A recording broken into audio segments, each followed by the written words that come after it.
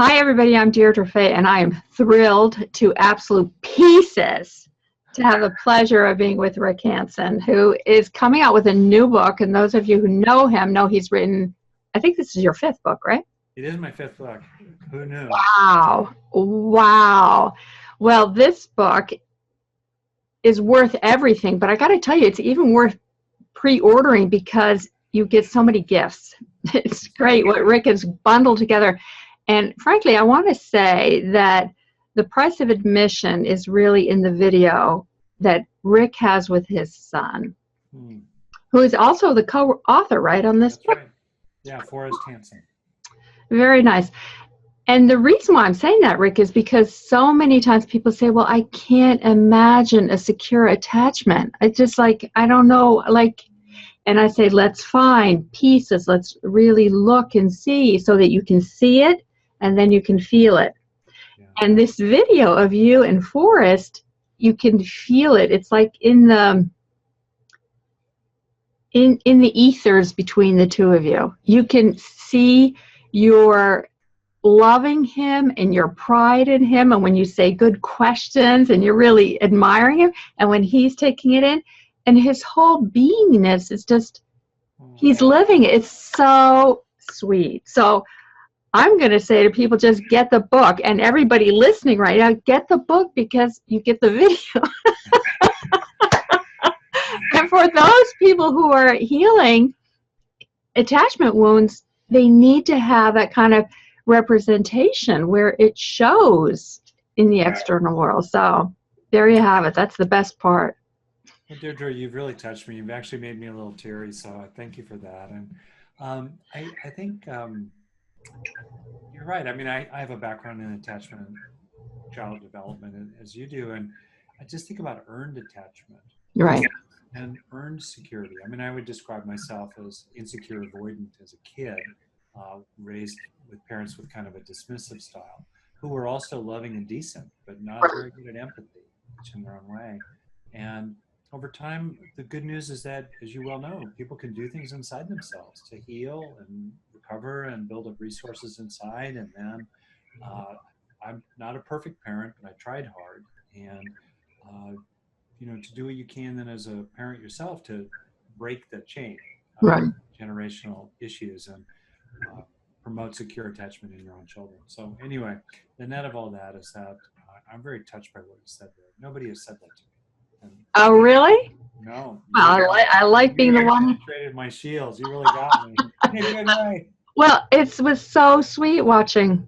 It was so, like, I could just see Forrest, like, I could feel his selfhood there. It was really, really special. And then, then to speak about that, because you are talking about how you earned that. You in all everything you've done, and certainly in all the bonus material. I can't wait to get the book myself and dive deeper. But you talk about how important it is to practice, to really hone something over and over. You somewhere in there you talk about being spongy and yes, like being able to absorb it and take it in.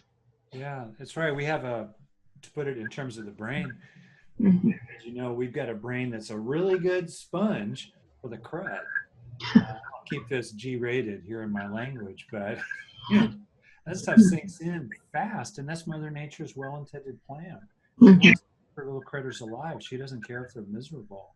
And as a short-term strategy to really absorb any kind of negative experience of anxiety or hurt or inadequacy, anger, shame, that's good for short-term survival, but it's bad for long-term well-being and health and relationships with other people. So to me, it's really important to help your brain be more like a sponge for the good. I have this metaphor: the brain's like Velcro for the bad, but Teflon for the good, right? And I think over time, though, we can train our brain. We can make our brain more like Velcro for the good, Teflon for the bad.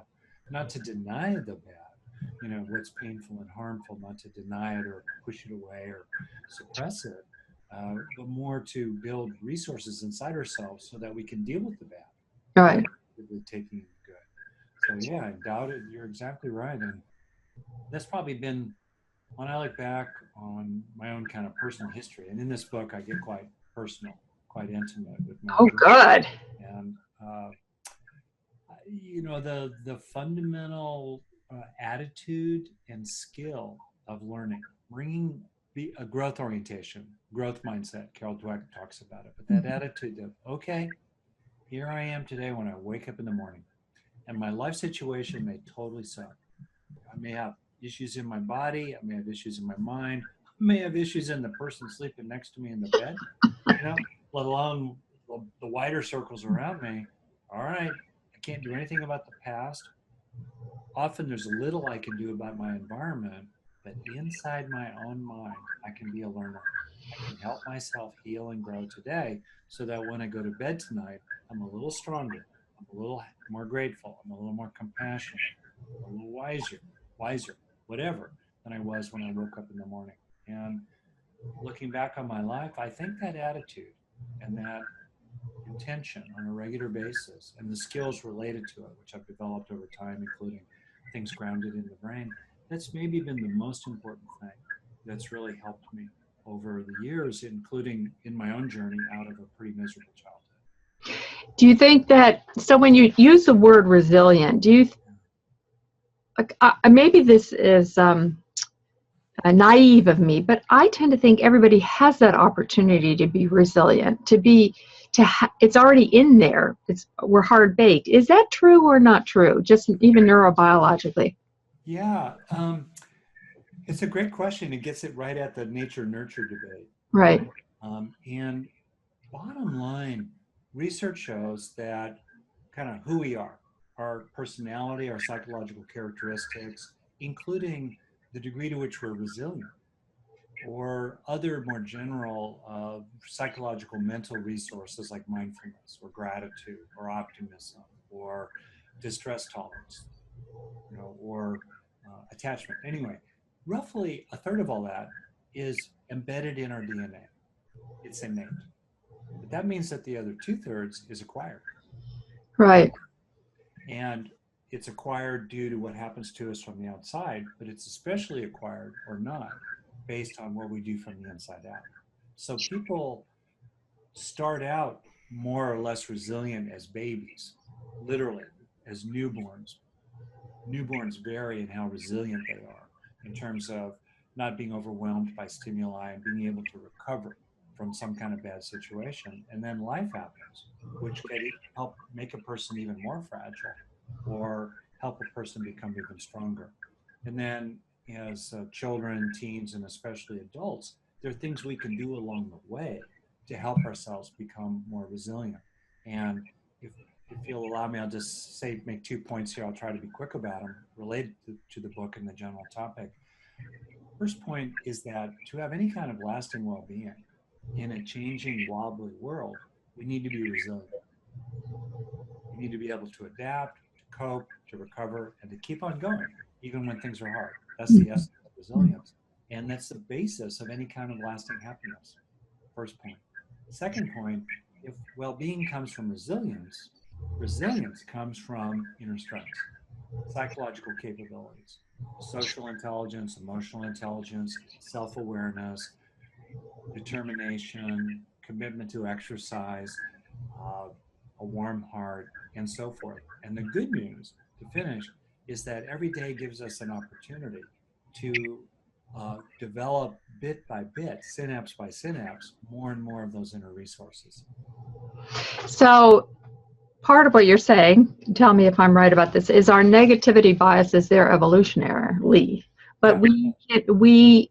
our capacity as a human being, as a heartful person, is to keep leaning toward a different direction, developing a positivity bias rather, or a resilient bias rather than getting ensconced in the old. Would that be true? I would say that's really true. And to make it kind of simple, let's say something that makes a person less resilient is they get irritated and then they sort of Right. ruminate about what irritated them or how they felt mistreated, or they get resentful about it. What do? And the alternative, for example, is to develop inside yourself a greater compassion for yourself. That helps disrupt resentment. or compassion for other people, or uh, the recognition intellectually that brooding on those things is bad for you. You know, there's a saying that resentment is like drinking poison and waiting for others to die. All right. Right, right. So, right there, we have three resources, let's say compassion for yourself, compassion for the other person, and understanding that anger is an affliction on you much more than on other people. Hurts you worse than it hurts them. So, what can you do? Well, at that point, you can help yourself be a learner. You can help yourself have experiences of compassion for yourself and then kind of marinate in them so they literally get hardwired into your brain. Right. Or when you're having an opportunity, just because you're feeling it or because you deliberately create it, compassion for the person who wronged you. Doesn't mean you approve of them or agree with them or waive your rights, but you see how they're suffering. You know, and deep down in your heart, you don't wish for them to suffer. You wish for them to get out of your face, you know what I mean? Or get the truth out of your backyard, but you don't really want them to suffer. You're not meaning Right. it. You don't have ill will for them. Okay, when you're having that kind of experience, there too, you could take it in. And the same with the knowledge, just the idea, which was very important for me when I realized, ruh-roh, anger's an affliction on me. Okay, so therefore, I want to authentically disengage from my own anger relatively quickly. Right. You can help that idea sink in as well. And the way to do it is really straightforward, which is great. But most people don't do it very often. And that's the missed opportunity. Right. First, experience what you want to grow. Second, stay with it for 10 or 20, 30 seconds in a row to really help turbocharge the process of that experience being converted into a lasting change in your brain. And what you do so well, Rick, is What? in your books and your courses, and certainly in all the prelim stuff that you're giving away with this book, is you talk about how to make it really granular. So it's not some like you have to create this big thing. It's like how do you do it in just this little tiny moment right now? Because so many people, as you know, and the people I work with have heavy traumas, and that they're really suffering. And when we're in that weight, it's hard to just see this one little moment. But like you say, you can change your own mind and finding little ways. Oh, it's 100% true. I mean, there you are. I mean, dumb examples, but the harder a person's life, the more important it is to do this. It's easy to sort of trivialize what we're talking about as looking at the world through rose-colored Right. glasses or smell the roses. Nothing wrong with smelling the roses, but most of what I'm talking about here is helping yourself really become stronger, become more capable, uh, become less rattled by what happens to you.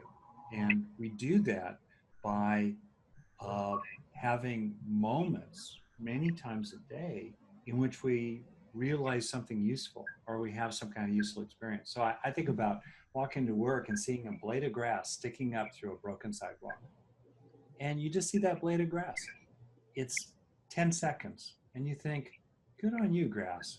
Sticking it through the man.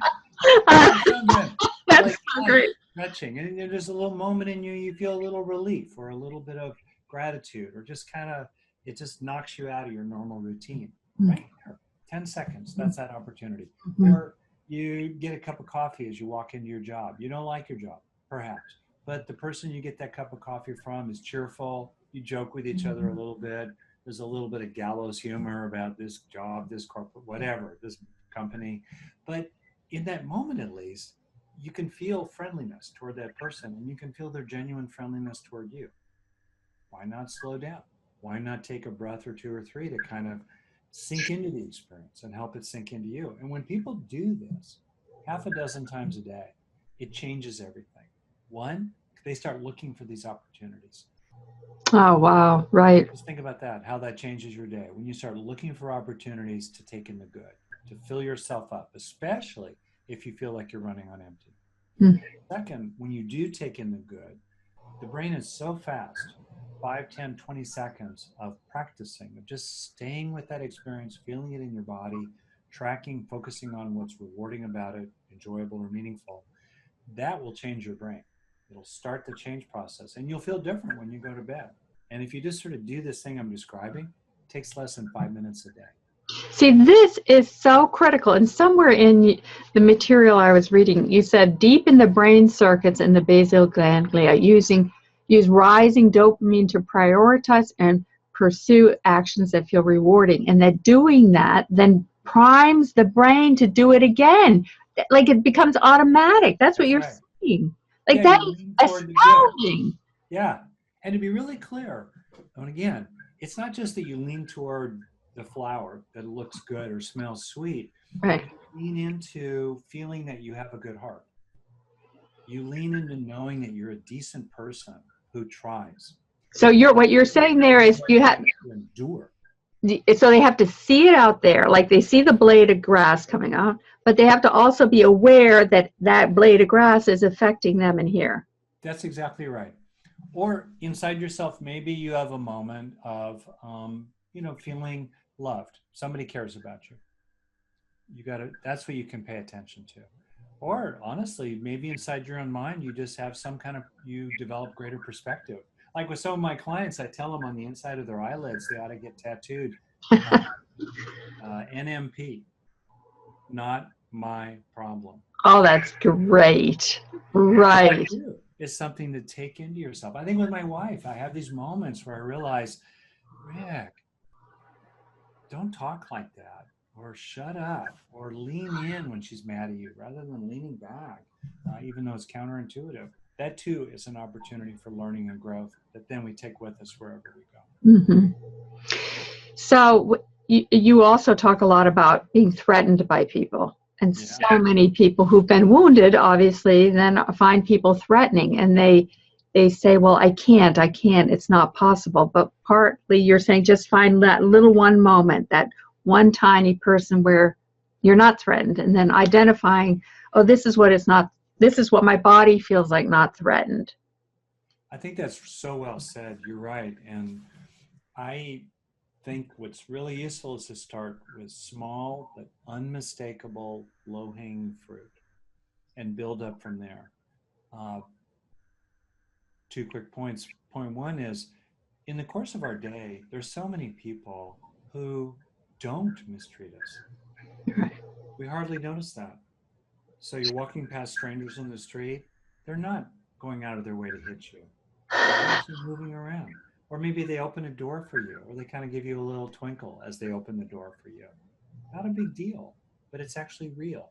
Or think about your pets. Pets are wonderful, as you well know. That's such an opportunity to feel in relationship. The flip of it, for people who find others threatening, it's counterintuitive, but having compassion for them, wishing them well in genuine ways, actually helps us feel less threatened because we're not so afraid of being attacked. Uh, Gosh, say that again, Rick. That is so important, that being compassionate toward them actually changes me inside, yeah, becoming less threatened.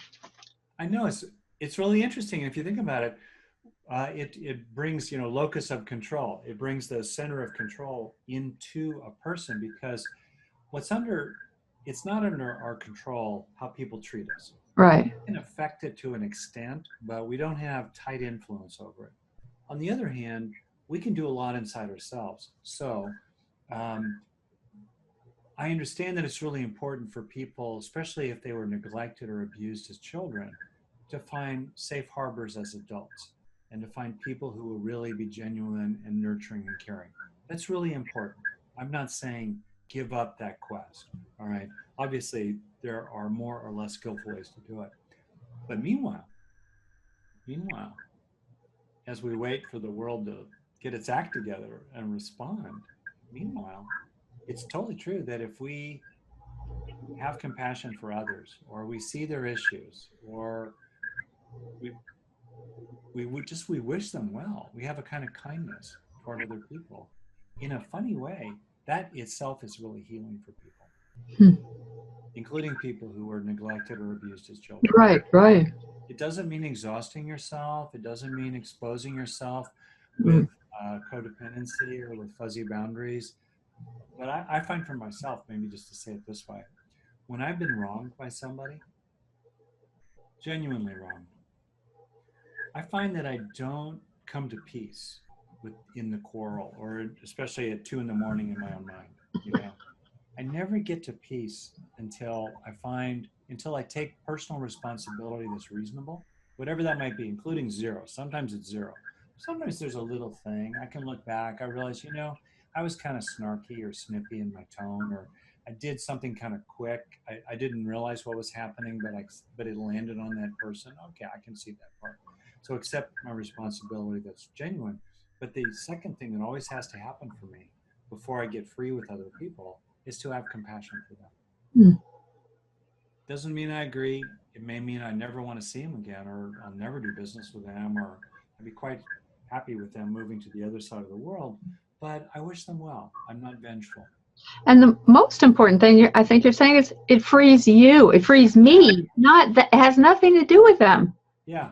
Whatever might be moral or benevolent about it, check. Great. And wow, enlightened self-interest for us.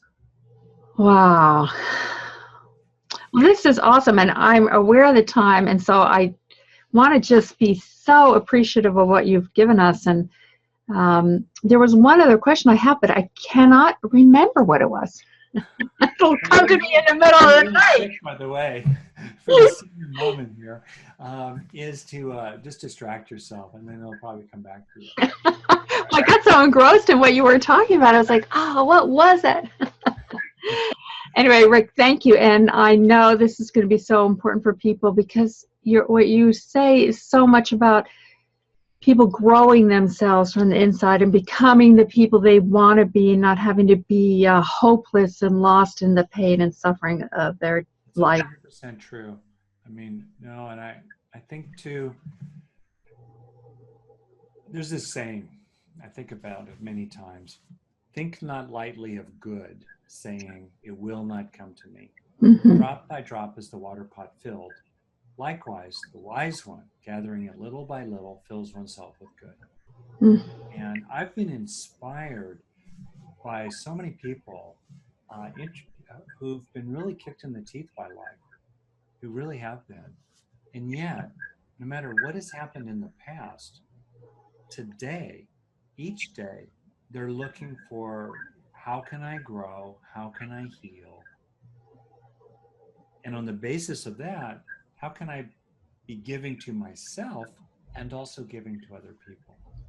And to me, that's one of the most inspiring things of all. And usually the people who are this way are seem like the most ordinary people in the world. They're not the fancy gurus, they're not the great teachers. They're ordinary people who have this attitude that you and I are talking about, this growth orientation. And I'm endlessly inspired by their example. I think if they can do that in the life they've had, which is vastly worse than the life I've had, I should be able to rise as well. Right. What a beautiful way to end. Um, I do have one more question, though. Can I ask you real quick? Yeah, I'm You good. know, Rick, so much in healing trauma, we talk a lot about diving in and going into the old memories and cleaning it out. And people think if I could only just get to the bottom of it, I'll be better. And yet, what I love about your work, and what I do too, is about building that parallel path. So instead of always excavating what's wrong, you're remembering what's good. And that creates a balance so that at some point our system is more fully into that. I think that's really wonderful. And this in trauma work, this is a big topic. I mean, to what extent do we dive into the pain Right. to clear it or desensitize to it? But on the other hand, to what extent might that be simply a re-traumatization? And that you're right. I think the safest path is to deliberately grow resources of various kinds: positive outlook, gratitude, feeling cared about by your cat, or at least your dog, Right. cared about by your friends and neighbors. I'm a cat person, but anyway, um, so that's really important. And then you have more capacity to bear and deal with the issue. I think of the saying, the mind is a dangerous neighborhood, never go in alone. Right. We want to have beings and forces and capacities that are with us. That's really, really true. And it, ultimately, I really think it's possible to get a full clearing. What I mean by that is that minimally, we may have been injured by it, but we can still compensate for it and have a full and rich life. And maximally, we can, I think, it's possible in many cases. Sometimes it's just not possible, I think, based on what happened and how young the person was when it happened. But I think it's possible in many cases to uh, recall the stimulus, like a male authority figure or a certain kind of situation, or to walk down a dark street, something like that, and literally have no charge on it. You remember what happened in a general conceptual sense, but you don't have a charge on it. It's no longer upsetting to you. And I think that's legitimately possible. To do that, technically, I think we need to get all the way down to the tip of the root of the deepest, often youngest material, and then link again and again and again in my acronym HEAL, HEAL, the link step, the fourth step where you associate positive and negative material together. Right. And if we can make sure that the positive material is developmentally appropriate to Oh, that that's weak, young, negative material, as you know, in other words, material that's more emotional and somatic and less verbal and conceptual. And then if we do that again and again, often we can get a full release, at the deepest level and really pull the tip of the root so it doesn't keep going back again. It takes work. Maybe it takes grace as well. It's really possible, as you know. as I do. Thank God I do know, and I can validate what you're saying and how hopeful a message that is for people. So thank you very much, Rick, and just a delight as always to be with you. Deirdre, honestly, I jumped at the chance to do this with you. You're the bomb in a good way. Woohoo! Thank you very much. Yeah, you're sweet. Okay, and here's where you can buy the book and pre-order Resilient, Rick Hanson's book with his son Forrest Hanson.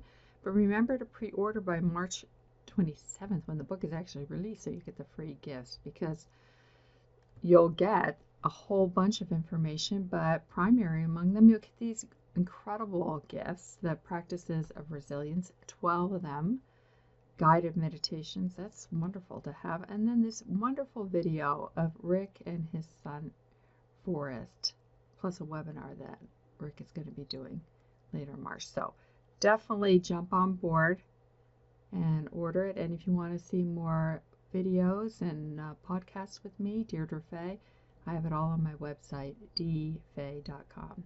All right, everybody. Talk to you next time.